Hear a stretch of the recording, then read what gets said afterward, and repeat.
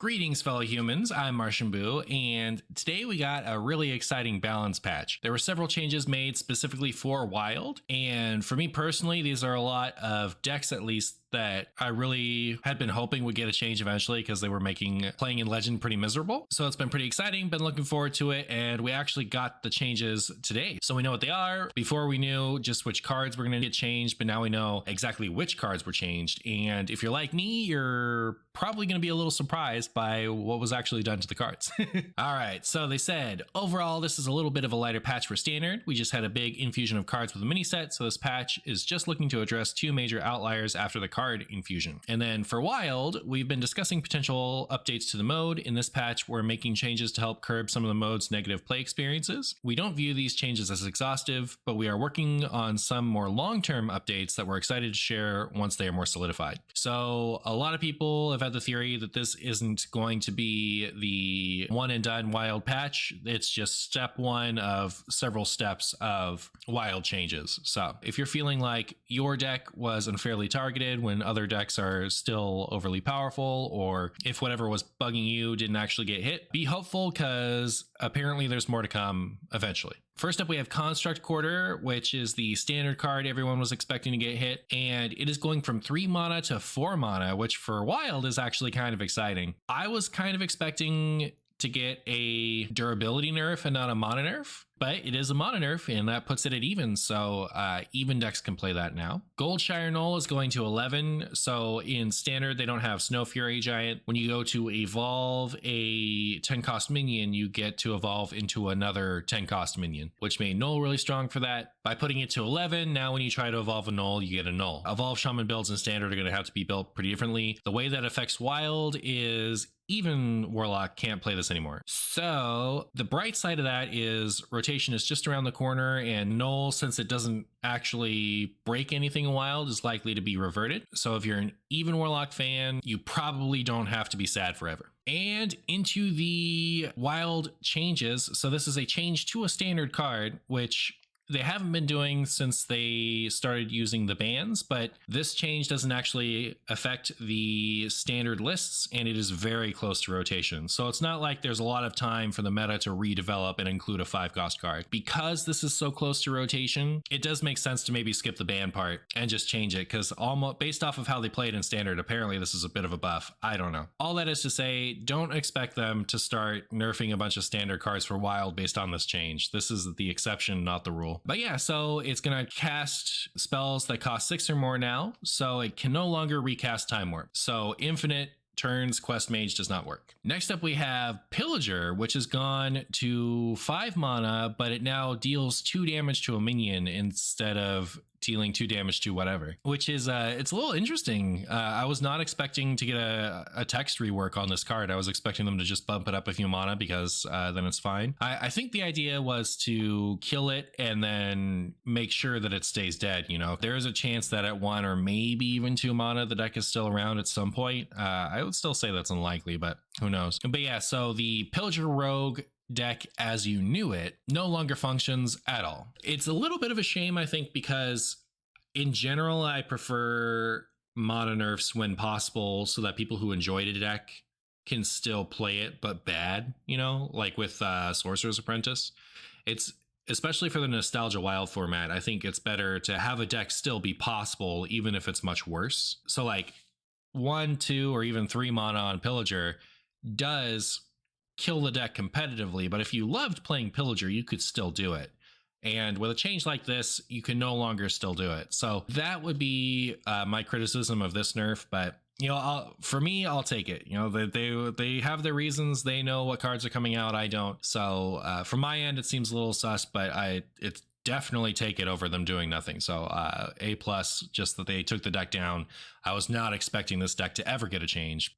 Any change is good. And then finally for Wild, we have Cataclysm is going to 5, which some people were suspecting just because it conflicts with Soul Barrage at that point. 6 means that Expired Merchant never hits it over a Soul Barrage, but at 5, the consistency might have been bad enough that the deck isn't so great anymore. But not only is it going to 5 mana, but it's also not discarding your whole hand anymore. So now it's discarding 2 cards, not all of your cards. This is both interesting and a shame. The reason that it's interesting is now this is kind of like arena lock card, maybe. Not necessarily, but like 5 mana, destroy all minions is very good. And discard 2 cards, not your whole hand, isn't necessarily that bad of a downside in a class like Warlock that has access to so much card draw and the life tap hero power. So we could see the Cataclysm pop up just as a card in a normal Warlock control deck at some point. The shame is at 6 mana, you killed the discard Warlock deck and made it so that people who loved the Mecha'thun combo, which is like a wild staple at this point, as far as like nostalgia goes, you preserved that deck even if it was bad. Same thing with like Pillager. So if you just changed it to 6 mana, then the discard Warlock deck didn't work anymore, and players could still play Mecha'thun with Ruined Mithril Rod and Vol'jin. So it still was possible if you were a Mecha'thun Warlock enjoyer. So I'd say a bit unfortunate from that respect, but again, they know what's coming out and I don't. So like for all we know, we're getting more discard support, and hand-wide discard is just not okay in Wild with what's coming.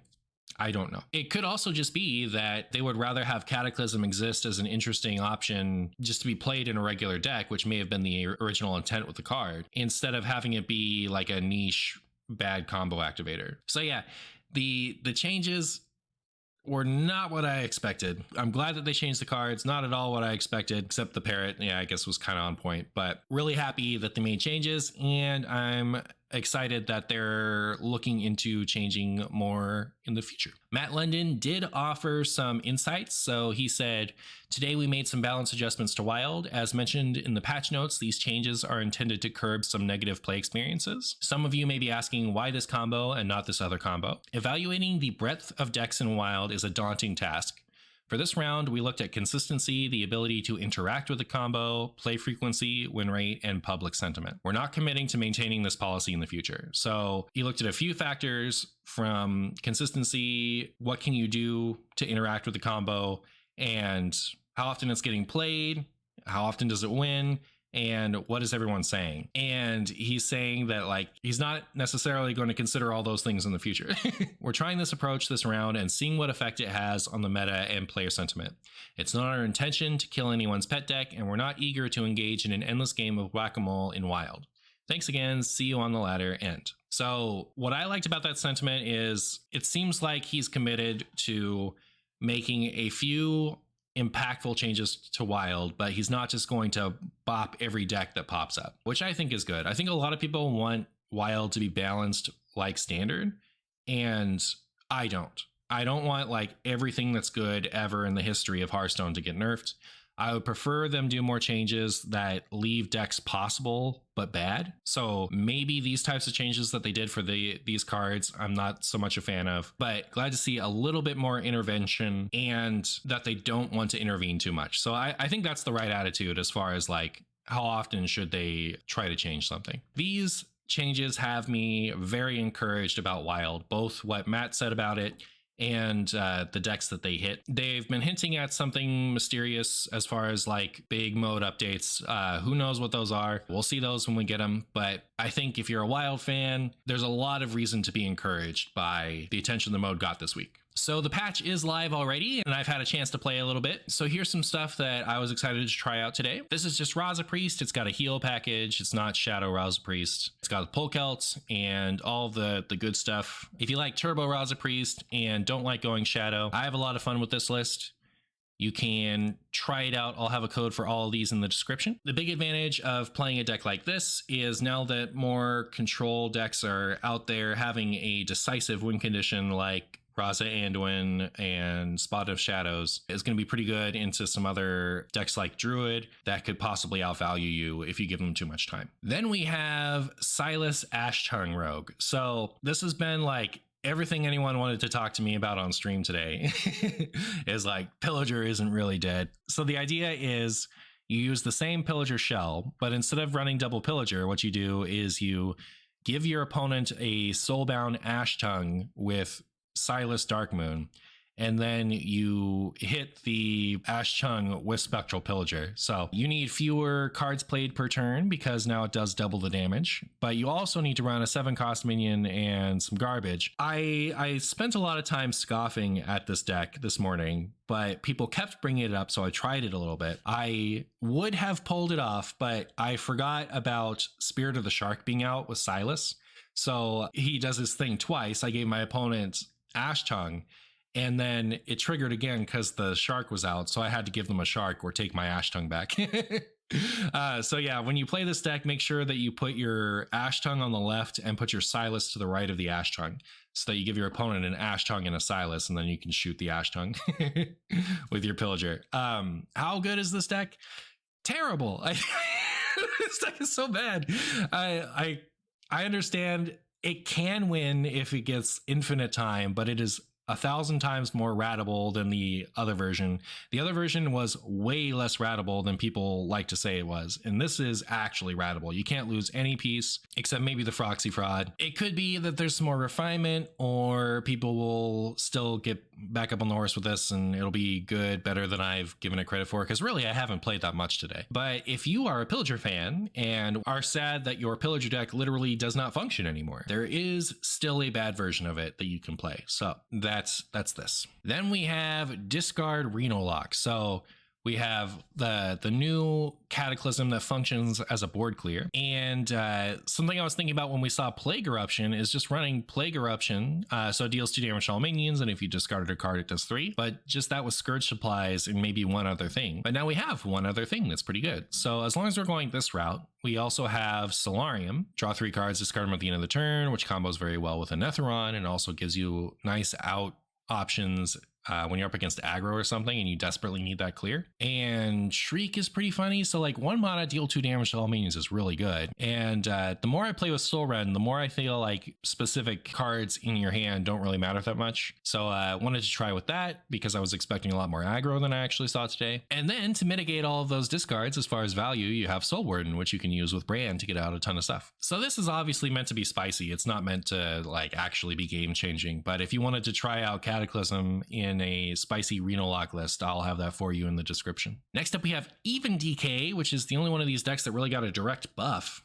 Could not run Construct Quarter before and can now. The rest of this is fairly run-of-the-mill. A lot of cards in Even Death Knight are bad, right? So if there's a card here that's you think is missing, it's bad. So a lot of the cards that are currently in this list are bad. The reason that I have this bad card in here is because it was pointed out to me that it's a sticky minion that you can play on 2 and then you can coin Quarter and expect to have something to target with it. I played a bit of this today.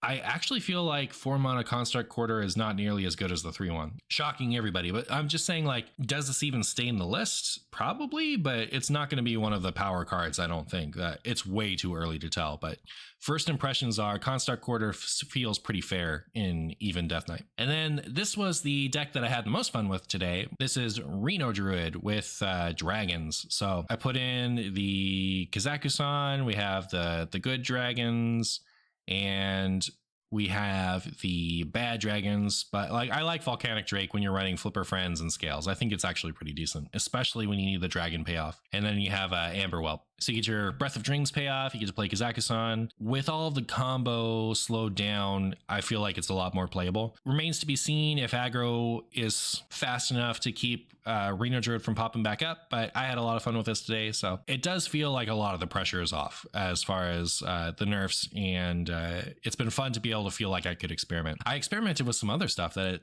was bad enough that it's not worth sharing.